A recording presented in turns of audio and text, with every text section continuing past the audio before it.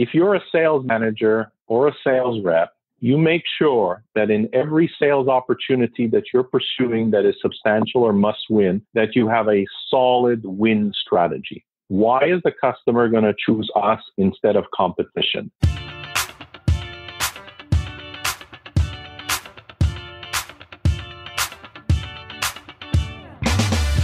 Hey y'all, welcome to Selling with Social, the podcast that helps marketers increase marketing qualified leads, sales reps to shatter sales results, and sales leaders to grow as leaders. Each show, we interview sales, marketing, and social media practitioners, leaders, and influencers to help you connect, close more deals, build stronger relationships with clients, and improve your sales productivity. I'm Mario Martinez Jr. You're now listening to Selling with Social. Robert Racine, I am so excited. Thank you very much, my friend, for joining the Selling with Social podcast today. We've got some really great topics that we're going to be talking about related to sales and sales enablement and the modern salesperson. So thank you very much for joining. My pleasure. My pleasure. And, people are listening to this show right now. They want to know who the great Robert Racine is. Why do I have Robert on the show here? Vice President of Global Sales Enablement for Wipro Technologies, which people haven't heard of them. I don't know where they've been, but a very large organization. And you're actually out of London, if I'm not mistaken, or the UK, correct? That's exactly right. I'm based in the UK. Fantastic. So tell us a little bit about who you are, your background, and what you do. Sure. I've been in the industry of high technology, primarily software, for about 36 years. So I spent the first 8 years on the delivery side doing consulting, architecture, et cetera. Then I decided to make more money, work less, so go into sales. So I did make more money, didn't end up working less. So I went into sales at Oracle Corporation. So I spent about 11 years at Oracle. I mean, when I joined Oracle, they were doing $56 million of revenue per year. Yeah. And when I left, we were up to about $7.5 billion at that point. I got recruited into SAP, spent about 6 years there with the Tata Consultancy Services IT service organization, spent 5.5 years. And now I spent 6 years at Wipro.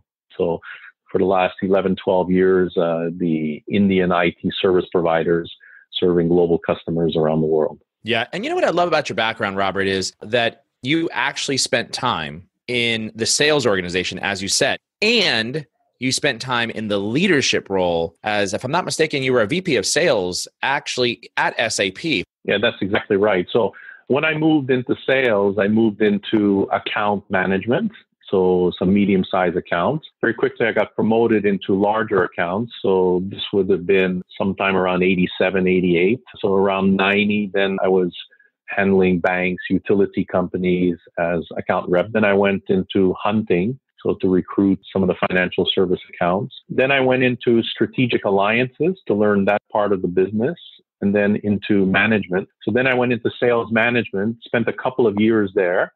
Then I got promoted VP of Sales Field Operations, which in essence was sales and geographic delivery, owning the P&L. After that, I went into deal coaching, like very, very large deals. The big Triple Crown deal at General Motors, which was about $15 billion. So I was the sales coach for EDS, who was working on that particular deal. And then at that point, I decided to consolidate all my knowledge of the best practices of selling and to help put it in place in companies. So I went into sales enablement, some parts of sales operations, which I've been doing now for about 17 years on the sales enablement side. So the fact that you're here on our show, when we talk about some of these sales enablement strategies and the modern salesperson and really how to help salespeople from an enablement side to become better sellers, not only are you a leader in that particular segment, but you also are thinking of it from a practitioner standpoint, right? You've got that background and that experience. And that's what I really love. When I look at a lot of the sales enablement, sales operations folks, those that have come from the sales side understand what it takes to be able to succeed and also what the challenges are in terms of succeeding on the sales side. Yeah, it's interesting you say this. When I was interviewed for my last job to get into Wipro, the chairman himself flew down to London and he interviewed me and he asked me, why should I hire you to run my sales enablement function inside of the company? And I told him, because in selling and anything that you want to do, there's about 10 different ways of doing it. 8 of them are going to fail. 1 or 2 of them are going to succeed. And the reason you should hire me is that I've had the privilege of failing those 8 times, and I can tell you exactly why they're going to fail. He hired me in an instant after that. I love it. I love you went for the close. That was a great close. So I think it's important, right? I mean, we'll talk about this throughout, the whole process about what is sales enablement. And I want to go into one more personal question, but I think that's one of the elements of sales enablement as sales leaders and as they build a sales enablement organization or as operations builds a sales enablement organization, wherever it resides at, that those individuals who are in sales enablement and sales operations really have to understand and have to have been in the trenches with the sales folks. And that's my personal philosophy. You may differ from that. But having been in the trenches and understand at the rep level all the way up through a vice president level, meaning running a whole organization and a business, it really helps to put in perspective. Like if we're about to put this change, this requirement, this training, this process, you understand, all right, well, wait a minute. If I was a sales rep, what would I think? And I think that's potentially somewhat of a missing element sometimes in people who are coming into sales enablement roles is that they actually haven't had that experience. Your thoughts on that? Absolutely. Well, certainly the leadership of sales enablement must be practitioners. And the reason for this is that, one of the challenges that we have in selling is that it's not exactly a profession which has solid foundations in theory and science. It's not like you can go to a university and take a master's or bachelor's of selling or sales management. So a lot of the people who do the selling are very good at it. If you ask them what they do, I mean, they may tell you things, but most of the time what they're telling you doesn't make any sense because they don't even know what they're doing. It's all done at a subconscious, instinctual level. Right? And that's, by the way, one of the reasons why we found over years that the top sales performers make some of the worst sales managers. Because if you're a sales manager, your job is to coach and mentor people around you around the practice of selling. Now, if you don't know what the practice is, then it's hard to explain it to another person, right? Yeah. And so if somebody is getting into sales enablement, at least the leadership team behind sales enablement, it's probably a good idea that they have been made consciously aware of all of the different practices of selling. Yeah? And I bring back the example you gave is very pertinent. So for instance, supposing like in our company, you're selling to a particular target audience, let's say CIO, who's responsible for IT systems. Yeah. Your board comes to you and says, we think that the spend is moving towards the business and they're using the spend and the projects to execute transformational projects. So therefore, we should spend more time selling to the business, let's say. Okay. So let's say you have your metrics and you know that only 10% of your business is selling directly to business as opposed to selling to IT. So a lot of people would say, okay, that's it. We have exposed our strategy. Let's go ahead and let's execute and let's drive it by goal and numbers. I want that 10%, 12%, 2% every quarter. And at the end of a couple of years, I want it to be at around 30%. A practitioner would understand right away that there's a big difference between talking to a CIO and talking to a chief marketing officer or a CFO. The vocabulary, the language. So I have a bunch of people who have never talked to these particular roles, who don't even know the vocabulary of it, and I'm going to send them in front. I promise you they may get the first meeting, but they will never get a second meeting, okay? Now, a practitioner would understand this. So you would understand that I have to create like personas or role profiles. I have to run simulations with the guys. We have to practice the vocabulary, the language. So when they're in front of them, they come across very credibly and all of that. So there's a lot of ducks that need to be lined up to be able to execute that strategy. So, a selling system is in essence a bunch of interconnected processes that are running simultaneously, and a selling system is just that, a selling system. All the little pieces must be all tied up together. When you're a practitioner, you understand about how all of this flows. And I think that's important because the business will come to you asking you to implement this silver bullet of the quarter, this project, this new product introduction and all that. And you have to understand how everything fits together in order to be able to design the solution, implement it in your systems, in your processes, in your policies, in your training, in your enablement, in your coaching, etc., and the metrics around it, and then deploy it till you get across 80%. After that, measure adoption, see where the gaps are, and do some corrective actions around this. So that's the whole principle of, what we call the meta process of sales enablement to deploy. Does that make sense? Absolutely. Well, you got into partially one of the questions I had for you is just what is sales enablement? And many people think, training, sales training. And that's about the extent of where people go. And then they say, well, it's helping to map marketing into sales speak and bridging that gap. And so there's a whole lot of definitions. And you started going into some pretty deep stuff as it relates to, all right, it's the process, it's the methodology, it's the conversations, it's what happens next. So do me a favor, for those that are listening in, just describe to me what is sales enablement and why do you think this is a growing function within most organizations? I mean, that's a very good question. It's also a difficult question to answer at this stage in 2017, because the whole area of sales enablement is very new. I'll answer it in two ways. First of all, where did sales enablement come from in the first place? Because it wasn't really there 5 years ago, right? Exactly. Sales operations, were just part of the sales function. So the VP of sales had his inner circle and they were just like sorting out all the ducks there. Yeah. So what has changed? Here's what's changed. The world is moving so fast that previous changes that we used to see in the market, which may have taken 4 to 5 years, now are occurring in like 4 to 5 months. If you compete against somebody and you utilize a particular differentiator, within 30 days, their leadership team will know about your use of that differentiator against them.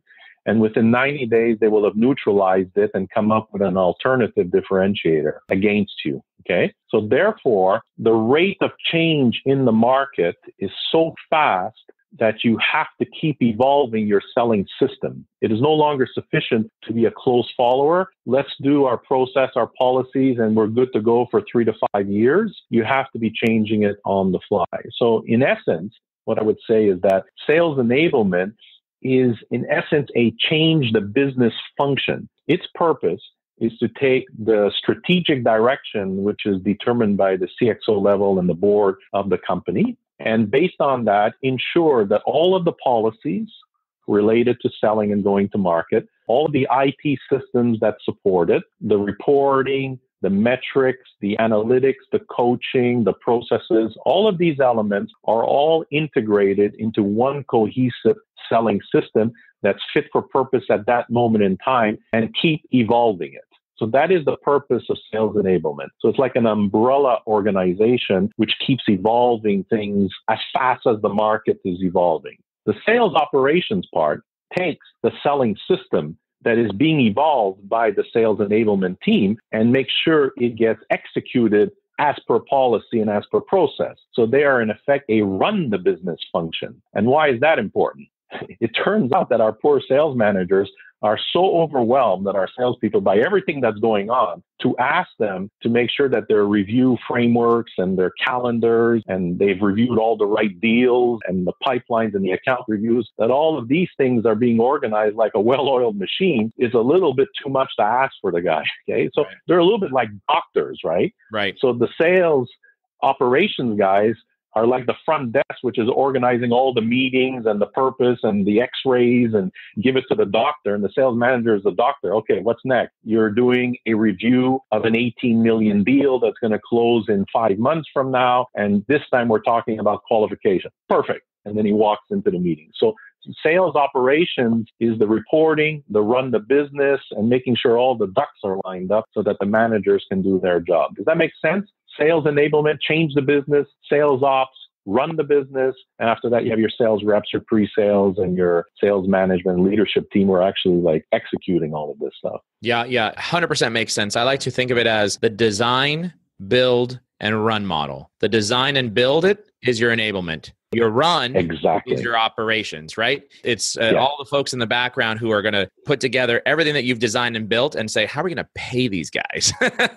How do we track this? Absolutely. How do we make sure that we are actually forecasting correctly, that we're forecasting against the budget, against the needs of the organization? Are we actually within budget, out of budget? Are we actually blowing out the commission systems, right? So those are all the things that I design, build, and run of the sales organization. Exactly. And that includes training. I think I forgot to mention that particular one. I'll just give you an example. So for instance, let's say, we're in the IT services field. So it's one of the fastest changing fields in the world because it's primarily about the computer software, right? And everything in the world these days is becoming software, right? I mean, the car, is a bunch of fiber optic cables connected to computers, right? Telsa computers, right? Yeah, basically, exactly. there's not even a mechanical engine in there anymore. So let's say in our business, somebody says there's a new technology, a distributed ledger, blockchain. So we would like to prepare and build a service and go to market selling services of building blockchain type applications for our clients. Yeah? So then what needs to happen is that we need to get a few blockchain experts, some domain experts around that, who've probably gone out to the market and have tried selling this thing. They've had a few successes, etc. And then you need to sit down with these guys and spend like maybe 3 or 4 days.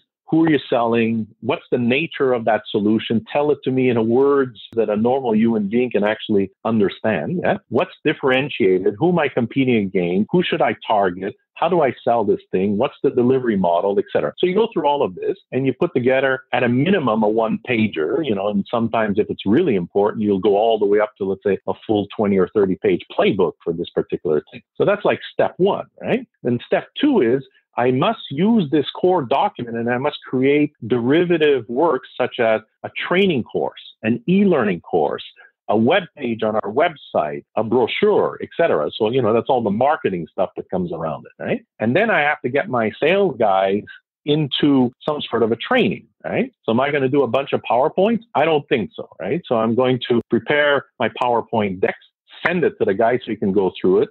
I'll prepare some videos where the guys are actually, the domain experts are explaining it so he can take this at his or her leisure, and maybe some further e-learnings or YouTube type things.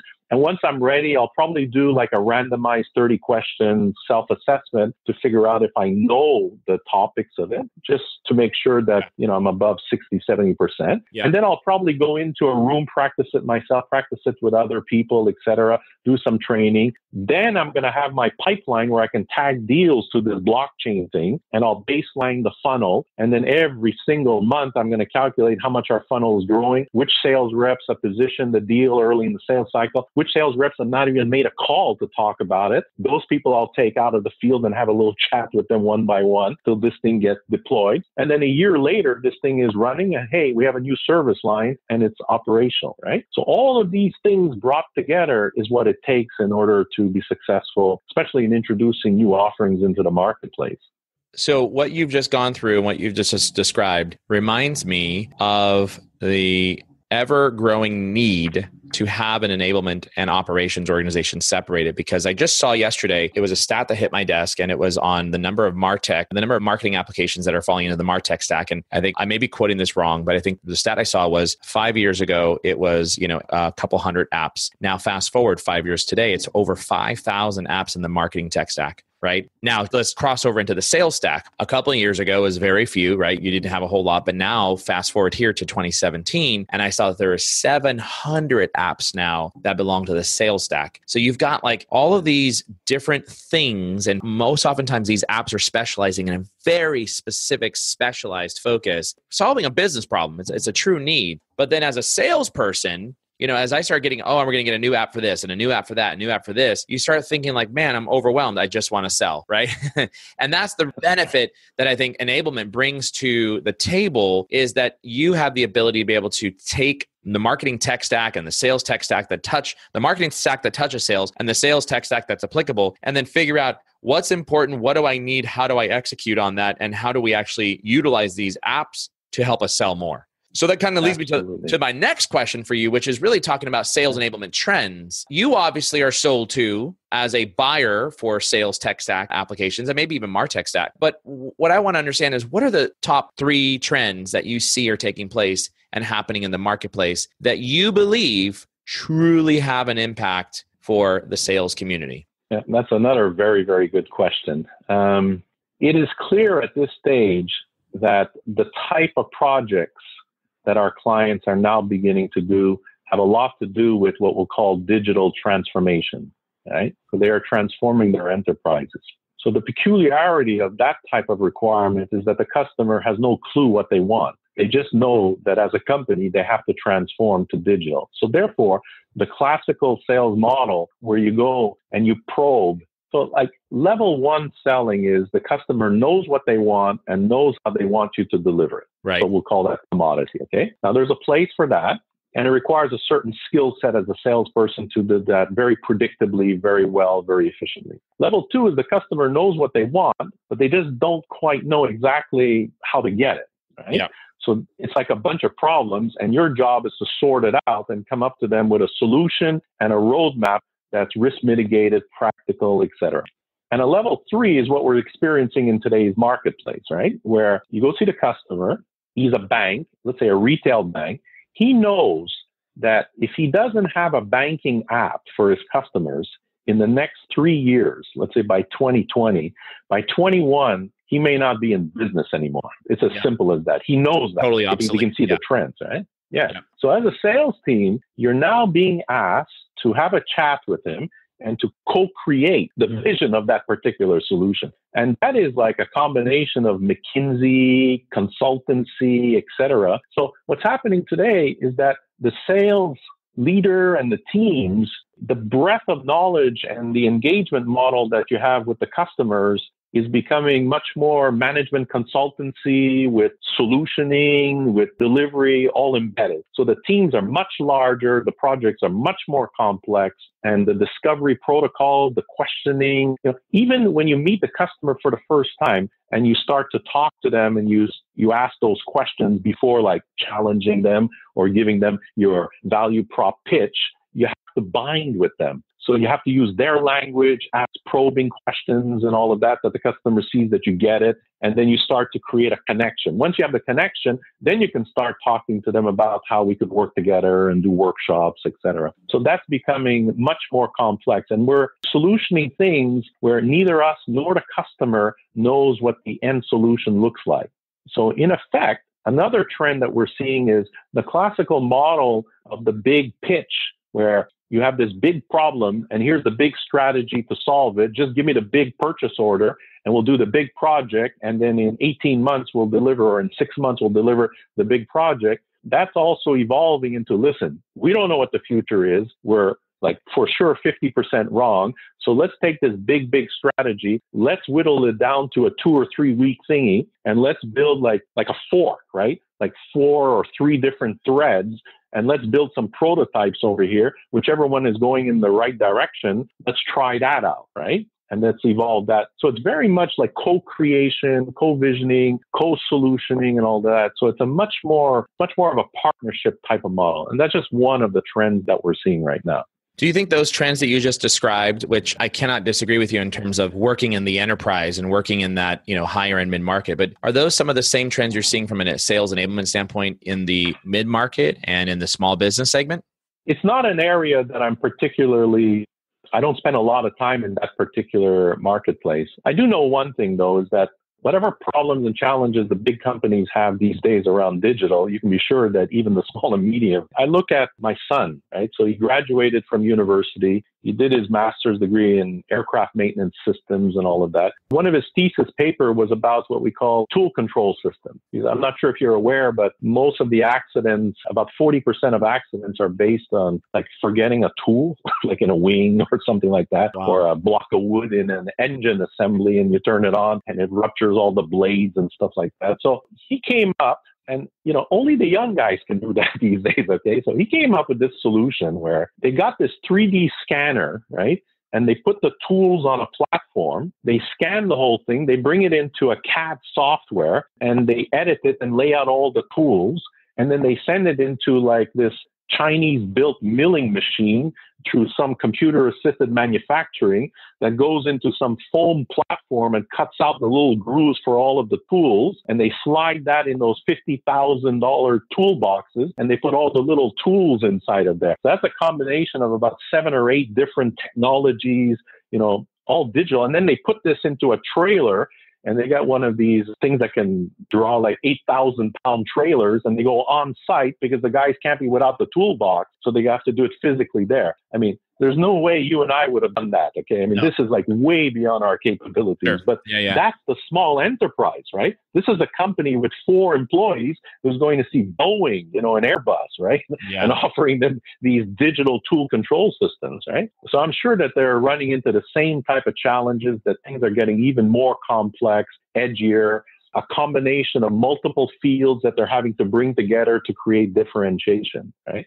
That's today's marketplace. Yeah. You talked a lot about the digital transformation, and that's really, it certainly affects sales in a very major way. But the digital transformation is a very much more holistic approach in the marketplace of how you're digitizing the entire organization. And you just gave a great example of, more on the production and operation side, right? You're building the tool, an engine, and how do you solve for the problem of one of these tools ending up inside of the actual build and then blowing up the whole, combusting the whole thing, right? So that's, those are things that we as salespeople are not really touching, but are more digital transformation. Then there's the whole IT concept. Then there's a whole, financial side of things, right? I love your concept though and thought process on this digital transformation. I'll put a shameless plug in for Vengreso.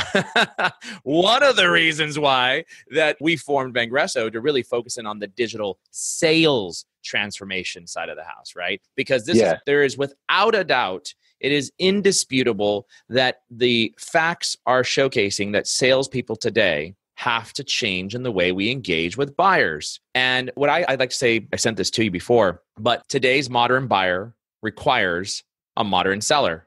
And that can be hard for those that are that 40-year age and older, right? I'm 40, and at 40 and older, we grew up in selling the way we always have sold. And so learning new technologies, learning new capabilities, learning new ways to engaging through video, as an example, through texting. Like rewind 10 years ago, and you would have never told a sales rep to text their client. That would have been so off limits, a taboo. You don't want to text them. That's their personal phone, right? But now we're closing deals through text messaging. Right? As an example. So this whole digital sales concept. So I want to touch on some of the challenges that you see sales managers and salespeople, and you could take it from the WePro viewpoint, that you see salespeople, reps, that they're currently facing. And maybe you can focus it on the digital sales side. Sure. I'll give you some real examples of real projects that we're working on. I think that'll help put things into perspective. So one of the challenges that we felt existed was that the sales rep was saying, the sales system is too complex. I don't really use it. I build relationships, etc. Well, so I can have the chat with them because I'm a practitioner. I can say, listen, wake up, right? The introduction thing is now worth 5% of the deal, okay? So the golf course thing, nobody wants to go there anymore. We're beyond that, right? So I can have those type of chats. But at one point, in a way, he's right? Because that time that he spends to go into the system in his computer and to update his opportunity, and here's my latest close date, my latest TCV amount and stuff like that, doesn't really bring him a lot of value, but gives a lot of control of, everybody's looking over his shoulders, right? So the first thing that we figured out is, how do you give value? And so the answer was, if the system is well enough designed and designed from a user perspective, right? So using design thinking and all of that, how far could you go? Well, the answer is you can go pretty far. So for instance, within WePro, everybody always wants to do reviews of big deals. Everybody. The cousin of the CEO, the girlfriend of the CEO, everybody wants to do reviews of the deals, right? So I, as a sales rep, if somebody wants to review my large deal, it takes me 2 to 3 hours to put together the PowerPoint, which is fit for purpose for that particular person, because they all want to review in a different way. This is the before, okay? Some guys want to talk about relationships. Some guys want to talk about the pricing, the solution, etc., right? So therefore, build a system that enables you to put the key elements of an opportunity, the win strategy, the relationship map with the customer, the buying centers, the power base, the competitive position, the strengths, weaknesses of your competitors. And then when someone calls you up and says, I want to do a review, go up at the top of the screen and print report, opportunity detailed review, and within 2 seconds, an 18-page PDF of my large deal appears, all structured in a way that everybody can do the same type of review using a 10-step checklist, which represents the best practice of reviewing. No PowerPoint, right? So that saves 2 to 3 hours for everyone. Like we do about 50,000 opportunities a year, times, 3 hours each, 2 to 3 hours each, times the 5 or 6 reviews that end up having. So that saved a lot of time. The sales reps say, it's effort to put it in. It takes me about half an hour, 20 minutes or half an hour to put in the opportunity, because we sell projects which typically will have, 10 to 15, sometimes 20 people involved in making the decision at the customer. So it takes like 20 minutes, 30 minutes to put that information in, the competitive landscape, 10, 15 minutes, strengths, weaknesses of competitors, etc. So the whole thing, maybe an hour, hour and a quarter. It still saves me an hour for just that effort. But after that, it's press the button and the updates are about a fifth of the time, right? So we did that. So that on the account plan, the entire quarterly account plan review, it's a press a button, the PowerPoint comes out, your plan, your actuals, your estimates, it's all there with the gaps and all that and why, and you have a good conversation around it. Saves a ton of time. Then the next thing we did, we said, listen, we have all the rules. We know how things work. We can see the patterns. The data is illuminating what's going right and what's going wrong. So why can't we build a little bit of brain power in the system, right? So we use some of the like heuristic engines, in AI platforms there. So there's a part of AI which is like the heuristics, which is basically rules, right? If this and this at 20% and that less than 50%, that's equivalent to this scenario. And so then you display. So it's like an automated AI-driven coaching engine, right? So you tell the sales rep, listen, based on your deal, I think in the area of relationship, we've identified 3 major vulnerabilities, right? And as an action, we suggest that you go talk to them about, let's say, making sure that they have their budget for this particular project, a basic thing. Right? So we put that into the system, right? Then the next thing that we figured out is it's all right operating at an opportunity level. However, most people understand that there are different sales cycles for different services or different products. Okay. So taking an opportunity and bringing it down one level into the different types of sales cycles and those key events that need to occur, which boost the win rate. So for instance, in our industry, let's say infrastructure services, I will run your data centers and your computers. We know that there's a 15% higher win rate if the client hops in the airplane and goes visit the network operations center where his data centers and his computers are going to be run. We know that over time. So let's build that level into the next level down from sales opportunity. And then the last area, which is the golden nugget of all selling. What is selling? Fundamentally is having well-prepared salespeople who get in front of a customer in a meeting, one-on-one, one-on-team, and have a conversation, right? So making sure those meetings are well prepared, making sure what the customer said was captured, okay, the basics of a professional thing, and making sure whatever actions were agreed, because you know that 95% of what was said in a meeting is forgotten after 4 days, right? So let's capture that. And let's do that using the latest digital technology so he can do it on his phone. And as a matter of fact, the systems are now so sophisticated that it can even generate the minutes of the meeting automatically so he doesn't have to rewrite everything. And that enables us, we have about 200,000 meetings a year in Wipro.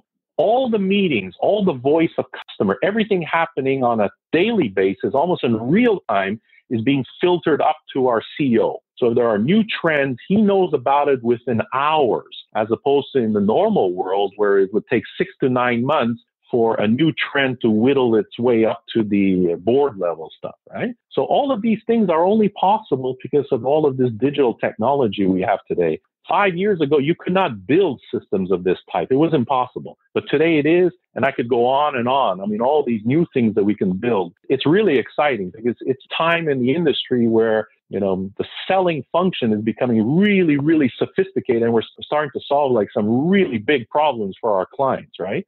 there's never been a better time, to sell than today. It almost makes you want to go back into the sales role to be able to make some extra money, huh?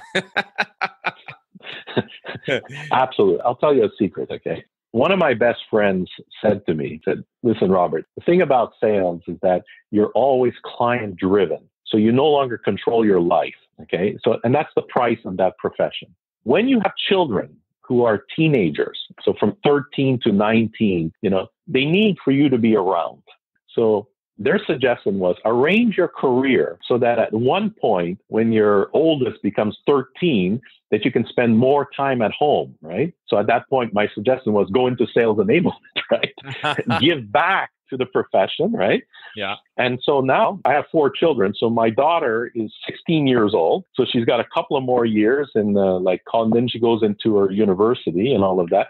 But exactly what you said, it's time to put on the operations hat and to get back out in the field in a couple of years from now. So yes, I will go back there. I love it. So basically my children are 7 and 3. That means my oldest in 6 years, he'll be 13. So I've got 6 more years to be able to hit the grind. And then I got to, step out of the grind. Exactly. Now because most of my sales career has been international, right? So I would leave home on the 1st of the month and I would return on the 21st of the month. So I was gone away from the house for 3 weeks. And then I would spend 10 days at home. And I did that every month for 10 years. Wow. Okay? Yeah. So because of that, I had the different constraints. When I was at SAP, because I spent 6 years at SAP, and they used to call me Mr. Fix-It. So anywhere that they had a problem around the world, let's say in Japan, one of the leaders there didn't quite fit in culturally. So they would ship me down there. The guys in Germany, sometimes they had some issues around account planning. So they would send me into Germany, and then some issues in France. And when Bill McDermott was hired in the US, they shipped me to Philadelphia to work with him to sort things out for about 6 months and give a good foundation of growth there in North America. So wow. I've traveled a lot. And because when you're away from home, it's difficult. Yeah, absolutely. I could totally understand that. I feel like I'm away from home all the time now, with the launch of Vengreso and even in my own individual brand. It feels like I'm working 20 hours a day. My goodness. And so it was funny. I'll tell you a secret, and to those that are listening, I was on the training call, training one of our sales coordinators on how to do something, or a marketing coordinator on how to do something. And we had been on this call, going through some documentation and some process for about a good, 50 minutes or so, and was coming up on the hour. And next thing you know it, I wake back up and I'm like, did I fall asleep on this call?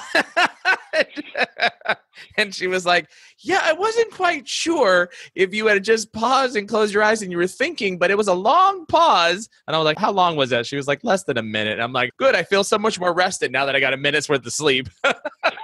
But the funny part, I had that where I just fell asleep on a conference call. But I do. It reminds me of a major defense presentation that I was involved in, maybe 20 years ago. And at the very front of the room was the senior executive, and he was like, very old, probably 160 years old. Very, very old. Okay. And so we're doing the presentation. It's about 4 hours. And 3 hours and 50 minutes of the presentation, the eyes are closed, and every once in a while he was like snoring, right? And so we're doing the presentation, and all the rest of the guys and people are asking questions, etc. And then there's like about 15 minutes left or something like that. And then all of a sudden, I guess he must have sensed it was approaching the end of it. Suddenly he just shakes and just kind of wakes up, right? Uh-huh. And then he starts to ask us questions which were contextualized to the meeting content. So I don't know how he did it, okay? But clearly, even though he was asleep, a lot of what was being said was going into his subconscious. His questions were so razor sharp, it was a scary moment for everyone in the room. That is hilarious. So, yeah. I guess your message is you can sleep and still listen. Apparently, but you and I need to learn. We still got many years before we reach 160 years old to go. Right? Exactly. Well, listen, we're coming up here on our hour here. I think this has been some really great dialogue in terms of, the sales enablement versus sales operations. What is it? What are some of the trends that you guys are seeing, and really all around digital sales transformation, digital transformation for the organizations? I just want to, in maybe a minute or two or less, from your perspective, keys to sales success starting now that you would give out as a message to all the sales folks that are listening? What are, 1, 2, 3 things that you would say are keys to sales success in today's era? The keys to success in sales have always been the same throughout my entire career. 36 years, it's always been the same thing. So I think there are two basic ones. If you're a sales manager or a sales rep, you make sure that in every sales opportunity that you're pursuing that is substantial or must win, that you have a solid win strategy. Why is the customer going to choose us instead of competition? You have to understand that the customer has his buying criteria in which if you don't fit, he'll kick you out. And then you're shaping in his mind the selection criteria, which will discriminate between you and competition. You have to know what are those 2 or 3 reasons why they're going to choose you. And that's part of the core win strategy. It is the secret to success of winning opportunities. The second thing is around, and this is not for all industries, but for certain industries which sell a lot of opportunities into one account, that make sure that your account plan and your account strategy have been well thought out and is being executed systematically. So if you're a sales manager and you make sure that your opportunity reviews are solid, your funnel is solid, that the guys are prioritizing closing, generating new demand, and then moving business forward in that level of prioritization, and they're executing a well thought out account plan, those 3 elements together form the foundation for success. It's as simple as that. Does that make sense? Absolutely. Closing strategy, account planning, basics 101, always been there, always will be, won't ever change. And we could probably get into a whole other discussion about whether or not AI will change the sales role and the sales function. But I agree with you. I mean, these are the basic fundamentals of blocking and tackling in sales. And this is the part art, part science, right, of selling, right? There is definitely an art on the closing strategy. It's the thinking through the relationships, the people, the process, the methodologies, the pain, how you're going to solve those pains. On the account planning, right? The multifaceted, multi-product approach. We just did, as an example for Vengreso, we'll be announcing a press release shortly, but it was 4 of our solutions that we've got out of our 6 that we sold to this particular customer, right? So it was a 4-product solution, and it was a fantastic sale. We really thought through that process of, well, how are we going to take someone through, the branding, then we take them through this, and then we take them through that piece, right? So I totally agree with you. And I don't care whether it's a large deal or a small deal. The account planning process is a critical element, and we probably can do a whole other show on what the heck do you do for account planning. So, but we're out of time. Robert, it was fantastic having you on Selling with Social, and I think you've added some great insight to the conversation here about sales enablement and some of the strategies for success. But 2 questions before I go. Number 1, I always ask all of my guests at the end of the show, your favorite all-time movie in all the world. What is it? I'm embarrassed, but I love the Minions. So, Despicable 2, Despicable 3, and the Minions. I just love that movie, and I don't understand why. But that's my favorite movie these days. I love it. All right, Minions. We'll go with Minions. We haven't had that one on the show yet. I love that it shows a lot about your character when you've picked that particular movie. It's great. That's hilarious. And last question for you, which is, if somebody wants to get in touch with you, should they reach out to you via LinkedIn, Twitter, email? What's the best way to connect with you? Yeah, email, LinkedIn. I don't use Twitter, but LinkedIn is probably a good. So if someone who's never met me, just reach out and connect through LinkedIn. I don't use LinkedIn for recruitment or for any sales, but for practitioner exchange. LinkedIn is a wonderful platform. I learned so much by, talking to you right now and previous conversations that we've had and others. I think practitioners learn from practitioners, and that's the best way to learn. So you can reach out, or you can just send me an email or call me up at Wipro. And what's your email address, Robert? It's robert.racine, so RACINE, at Wipro, WIPRO.com. We'll make sure we'll put that into the show notes along with the link to your LinkedIn profile. Robert, my friend, thank you very much for joining Selling with Social. I've had a great time interviewing you, and hopefully our listeners will enjoy this show as well. Thank you for joining me. And thank you from, I'm in sunny San Jose right now.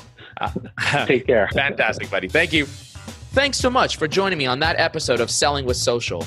I hope you found as much value in that episode as I did.